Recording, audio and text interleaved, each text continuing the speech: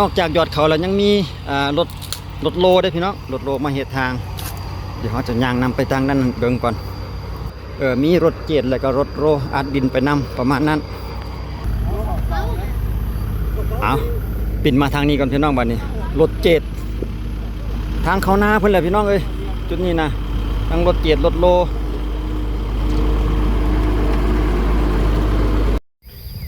เพิ่นกำลังยอดเขาเครื่องยอดเขาใส่กับรถใหญ่ว้าขักว่ะว้าขักวัยรุ่นนี่แลนเอาเลยบ่เคยเห็นจักเทื่อขอเบิ่งก่อนเด้อได้อยู่ติแป๊บหนึงก็สร้างมาใหม่เลยวะป้าใหม่ๆเลยตัวที่ซั่นนี่นะสร้างเงิน4ถังเนาะแล้วมันมีหัวจังหัว8ว่ะ2 3 4 5 6 7 8แล้วมันมีตัวกบพร้อมบ่ตัวนี้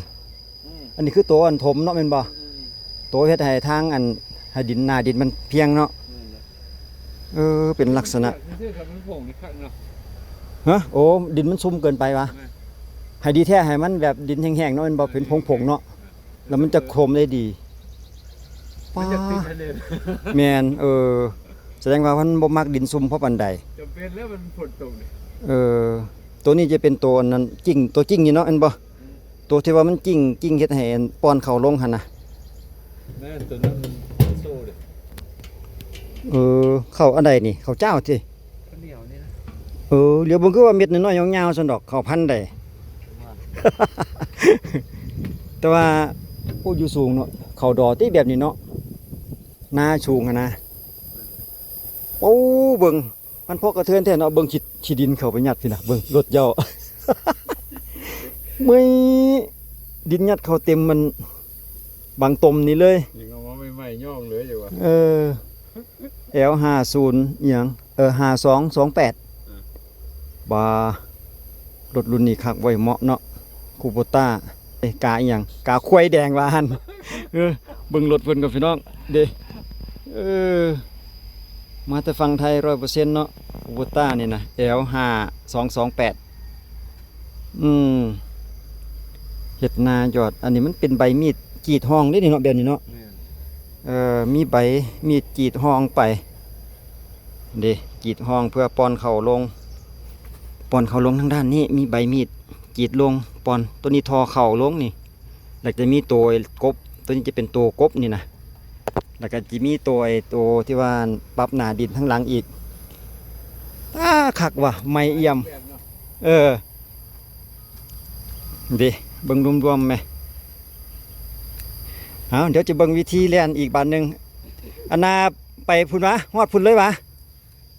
ตัวนั้นกระเมียนวะจอดมืดเล่นบอลนี่นะไปขอบใจสิเบิ่งอีกแบบหนึ่งก่อนเอาอันน่ะเครื่องจอดเข่ามาให้ดิเข่าเฮียน้อยนึงละพี่น้องดิวางปุ๊บแล้วก็เล่นตามลังให้พี่น้องได้เบิ่งไปนำเครื่องยอดเขารุ่นนี้มี8แถวพี่น้องถังเขาคนก็มีอยู่4ถังแต่ว่าดินมันอยากชุ่มเกินไปฝนตกเมื่อคืนนี่นะแต่ว่าตกบ่แห้งแต่ว่าก็เฮ็ดให้มีปัญหาเกี่ยวกับอันนี้คือกันแสดงว่าเพิ่นบ่มักกับดินซุ่มๆนี่นะนี่แสดงว่าเพิ่นจะอวยเพราะว่าหน้าเพิ่นสวยเนาะหน้าพอกันทางด้านหน้าปูนเพิ่นหยอดมาหมดแล้วหยอดเขาผู้เดียวก็ได้สุดยอดเฮ็ดหน้าผู้เดียวนี่แต่ว่าใส่เครื่องหยอดบ่แม่นนั่นเครื่องปั้นคืออยู่ไทยได้พี่น้องก็มีหลายวิธีพี่น้องวิธีหยอดเขาอันนี้รถหยอดเนาะบ่แม่นรถวาน คือทางอีสานบ้านเฮาน่ะจะเป็นรถวานเด้ที่ว่าเคยเห็นเพิ่นลงมานำYouTube อ่ะนะแต่ว่าอันนี้เป็นรถประเภทหยอดแบบนี้สิเป็นแถวเลยแหละแบบนี้นะจังว่ามันเหลือหน่อยเพิ่นก็ถอยหลังเอาแบบนี้แล้วบ่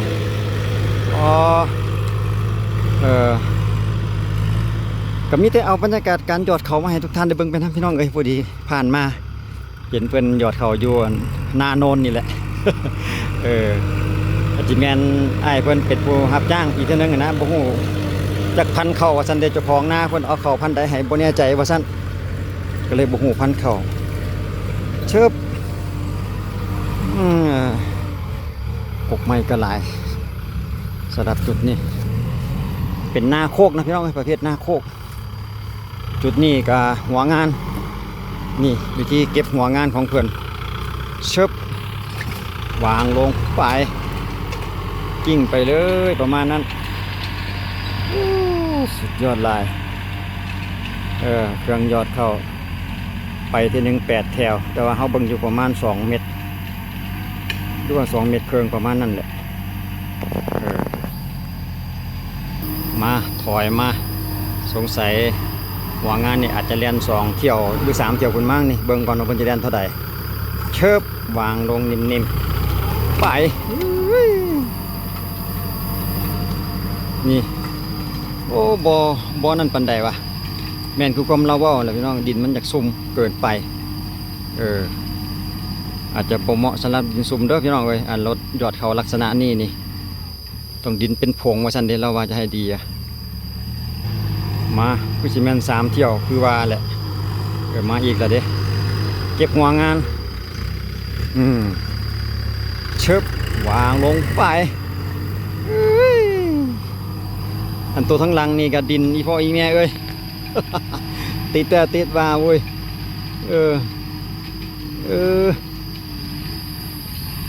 เอาวิธีหยอดเขามาให้เบิ่งไปน้ำพี่น้องเครื่องแปลกๆเพราะว่าข้าพเจ้าเองก็อยู่ฝั่งลาวนี่ฮะก็เห็นว่าสั่นต่อไปประเภทเครื่องหยอดเขาใส่กับรถใหญ่แบบนี้นะรถคูโบต้าก็เคยเห็นแต่แบบรถเดินตามสำเร็จเจ็ดสิ้นสลับไฮนี่สงสัยเราสิไปลงไฮใหม่อีกเดี๋ยวคอยเบิ่งอีกก็จะไปลงโยนนะจุดใดอีกทีหนึ่งยังไม่แน่ใจ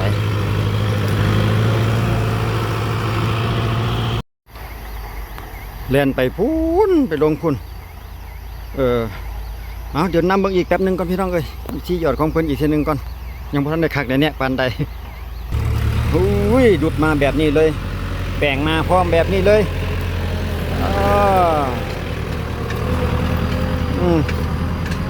นี่มีประโยชน์ทั้งหน้ากระดุดไปพร้อมทั้งหลังกระยอดไปพร้อมประมาณนี้สุดจึกจำปั๊บเอาเฮ็ดจะได้บาทนี่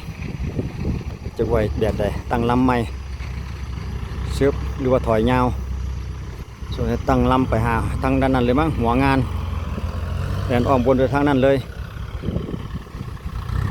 อยู่จังใดกลับคืนทางเก่า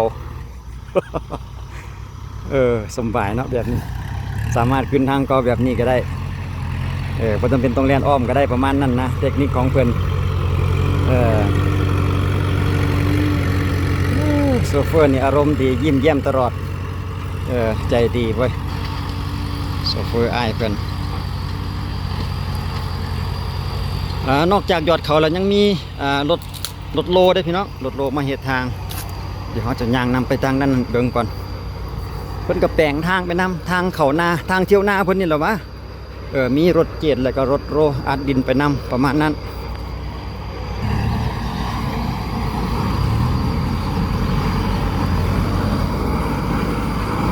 นี่รถโลเพิ่นนะทางเที่ยวนาเพิ่นเลยแหละพี่น้องมันกำลังอัดลงเดสคอร์ดนี่เบิ่งรถยอดเข้าทางด้านนี้ก่อนไปแบบนี้เลยแต่มันดินแห้งนี่คือสีงามกว่านี้คิดว่าดินมันอยากสมๆไป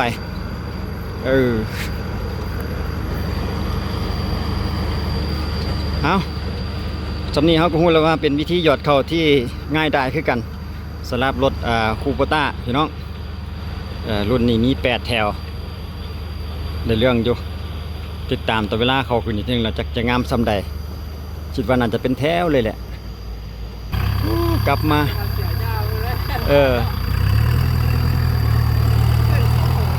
แต่คิดว่านี่เวลาเขาขึ้นนี่อาจจะต้องได้มีการควบคุมหญ้าจังเคยได้คิดว่าเลย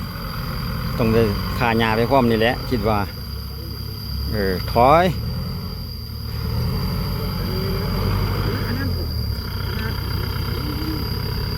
ก็เห็นห่างใช่ปะ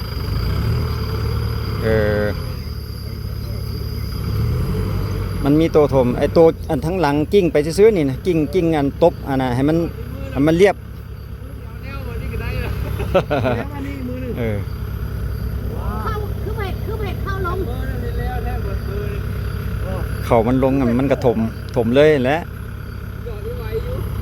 บอกเขาเป็นเขาออก โอ้ครับ หัวเขา แล้วก็เด็ก เขามันออกหันเฮาบ่เห็นดอกเพราะว่ามันกบเลยเด้เนาะมันจะถมเลยเด้ คือเคยจะเหมือนละ เวลาเขามันลงแล้วมันจะกบเลย มันมีตัวกบตามหลังอยู่เด้ เป็นวางในนี่เลยตัวบ่ก็ได้มันเที่ยวมันเบิ่งเขาเด้อเนาะ แม่น เจ้านายเขาเมิดปัดโจ เขาเสือเจ้าที่นี่ ใหม่ คือเช้าคนละ วิชิบผมย้อนอีก ๆเอาปิ่นมาทางนี้ก่อนพี่น้องบัดนี้รถเจ็ดทางเขาหน้าเพิ่นแหละพี่น้องเอ้ยจุดนี้นะทั้งรถเจ็ดรถโล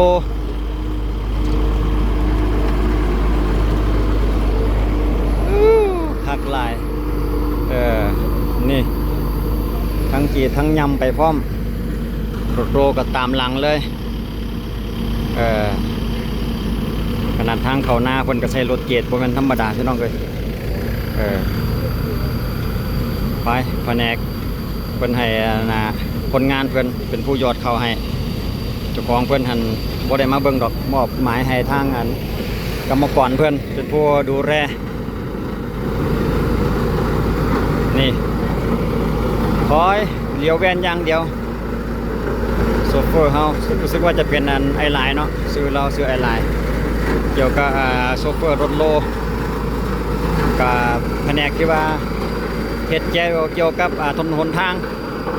ให้ทางเที่ยวนาเพิ่นไปมาแบบสะดวกสบายหั่นล่ะวะอันนี้บริการเกี่ยวกับการสัญจรถนนหนทางว่าซั่นต่อไปแน่นแล้วแน่นอีกแหละรู้สึกว่าเพิ่นจะโลไปเห็นเพิ่นโลไป2รอบแล้วเด้รอบนี้รอบที่3นี่นะแล้วเพิ่นรถจะมาคูดรถเกียรจะมาคูดอีกแล้วก็เพิ่นก็จะโล2เทื่อ3เทื่อประมาณนี่แหละสำหรับเส้นทางเพื่อให้มันมีความมาตรฐานแน่นหนาอันละวะตามที่ว่าเพิ่นได้งบประมาณมาเนาะได้งบประมาณมาสำใดก็เฮ็ดไปประมาณสำนั้นงบประมาณหลายก็แน่นหนาหน่อยนึงงบประมาณน้อยก็สำใดสำนึงประมาณนั้น เอาก็มีเพียงสำนี้แหละพี่น้องเอาเทคนิคการยอดเข่ามาให้ทุกท่านได้เบิ่งไปนำอยู่สปป.ลาวเพื่อนบ้านเฮานี่แหละพี่น้องไว้เจอกันในคลิปต่อไปพี่น้องขอบใจ FC ที่ให้การติดตามรับชมสำหรับคลิปนี้ก็ขอบใจสบายดี